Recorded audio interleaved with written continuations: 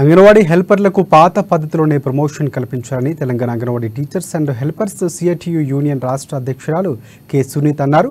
ఈ మేరకు జిల్లా కమిటీ ఆధ్వర్యంలో ర్యాలీగా తరలివచ్చి కలెక్టరేట్ ఎదుట ధర్నా చేపట్టారు. స్త్రీ శిశు సంక్షేమ శాఖ ఈ మధ్యకాలంలో ఐసిడిఎస్లో 9,000 అంగన్వాడీ ఉద్యోగాలు పోస్టులు ఖాళీ ఉన్నాయని, ప్రభుత్వం ఉత్తర్వులు ఇస్తే వెంటనే భర్తీ చేస్తామని ప్రకటించినందుకు సంతోషమని సునీత అన్నారు. కానీ ఇదే సమయంలో అంగన్వాడీ హెల్పర్లకు ప్రమోషన్ సౌకర్యం, విద్యార్హత ఎస్ఎస్సి ఉంటే దాన్ని ఇంటర్గా మార్చడం సరికాదన్నారు. దీంతో ఎక్కువ మంది అంగన్వాడీ హెల్పర్లు ప్రమోషన్లకు దూరమయ్యే ప్రమాదం ఉందని చెప్పారు.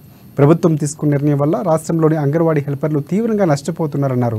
ఈ నిర్ణయాన్ని తక్షణమే ఉపసంహరించుకోవాలని, పాత పద్ధతిలోనే ప్రమోషన్ సౌకర్యం కల్పించాలని, ప్రమోషన్ వయస్సు 50 సంవత్సరాలకు పెంచాలని కోరారు. ఆంధ్రప్రదేశ్, కర్ణాటక తదితర అనేక రాష్ట్రాల్లో ఎస్ఎస్సి అర్హత ప్రకారమే హెల్పర్లకు ప్రమోషన్లు ఇస్తున్నారని గుర్తు చేశారు. ఈ సమస్యను వెంటనే పరిష్కరించి అంగన్వాడీ హెల్పర్లను ఆదుకోవాలని విజ్ఞప్తి చేశారు.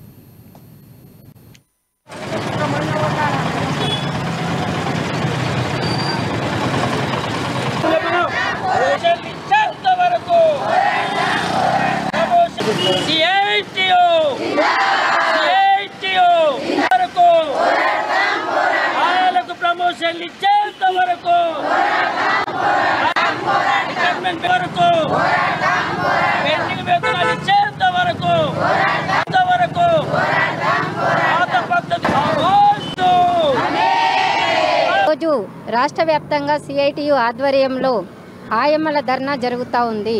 ఈ ఆయమ్మల ధర్నా ముఖ్య ఉద్దేశం ఏమంటే, ఆయాలకు 10వ తరగతి చదివి ఉన్న వాళ్లకు ప్రమోషన్ సౌకర్యం కల్పించాలని ఈరోజు మేము ప్రభుత్వాన్ని డిమాండ్ చేస్తూ ఉన్నాము. 2022లో ప్రభుత్వము ఆయాలకు ప్రమోషన్ సౌకర్యం కల్పించడానికి ఇంటర్ పాస్ ఉండాలనే నిబంధన పెట్టింది. కాబట్టి ఆ ఇంటర్ పాస్ ఉండే నిబంధనని తొలగించి 10th పాస్ ఉన్న వాళ్ళకే ఆయమ్మ పోస్టులు ప్రమోషన్ కల్పించాలని ఈ సందర్భంగా మేము డిమాండ్ చేస్తూ ఉన్నాము. అలాగే 10th పాస్ ఉన్న ఇంటర్ పాస్ ఉన్న ఆయాలకు ప్రమోషన్ సౌకర్యం కల్పించకపోతే వాళ్ళు ఇప్పుడు ఇంటరు రెగ్యులర్ తీసే అవకాశం లేదు. కాబట్టి వాళ్ళకు సీనియారిటీ ప్రకారము ప్రమోషన్ సౌకర్యం కల్పించాలని మేము ఈ సందర్భంగా డిమాండ్ చేస్తూ ఉన్నాము.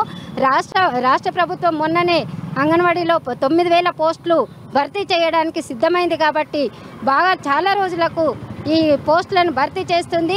ఈ బాధ్యత నిర్వహిస్తున్న ఆయాలకే ప్రమోషన్ సౌకర్యం కల్పిస్తే పిల్లలకు కూడా న్యాయం జరుగుతుంది, అలాగే బెనిఫిషరీస్కి కూడా న్యాయం జరుగుతుందని మేము ఈ సందర్భంగా డిమాండ్ చేస్తూ ఉన్నాము.